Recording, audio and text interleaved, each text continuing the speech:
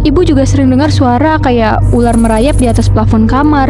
Kadang waktu tengah malam bangun, ibu dengar suara kayak ada orang lagi nyapu halaman rumah. Awalnya gue pikir ibu cuman halu aja, tapi jujur, gue juga pernah dengar suara srek, srek, kayak ada orang lagi nyapu teras.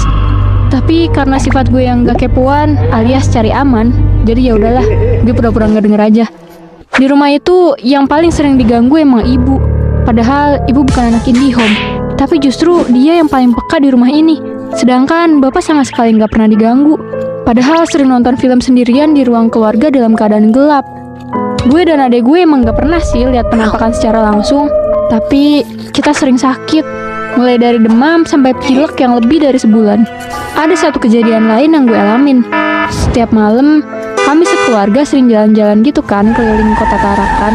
Nah, suatu malam setelah pulang habis jalan-jalan, gue turun dari mobil dan noleh tuh ke lantai 3. Di situ gue lihat jelas ada sepasang laki-laki sama perempuan naik ke lantai 3 yang merupakan area terbuka tempat jemur-jemur itu kan.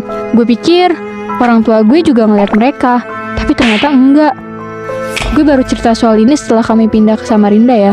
Sejak itu gue baru mikir, lah terus gue lihat siapa waktu itu? Terus memasuki bulan kedua tinggal di sana, bapak gue harus ke Jakarta kan buat pelatihan. Jadi di rumah cuma ada gue, Nabil, dan ibu. Biasanya kalau bapak pergi keluar kota, ibu tidur sendiri tuh di kamar. Tapi di rumah itu, ibu nggak berani tidur sendiri, karena dia sering diganggu. Akhirnya gue sama adek gue disuruh tidur bareng ibu. Nah, malam itu hujan deras.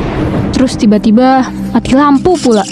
Suasananya bener-bener makin horor aja. Dan kami memutuskan buat tidur lebih cepat. Di tengah malam, ibu bangunin gue karena gue ngigo waktu tidur. Kata ibu, gue kayak ketakutan gitu. Gue sendiri lupa waktu itu mimpi apa. Adek gue yang dengar suara kita juga jadi ikutan bangun. Terus ibu ngajak kita buat baca-baca doa pendek kayak Al-Fatihah, ayat kursi, dan lainnya. Di tengah baca doa-doa itu, dari luar kamar tiba-tiba prang! Kita semua diem. Terus ibu cuma ngomong, kayaknya kuali di dapur ada yang jatuh deh.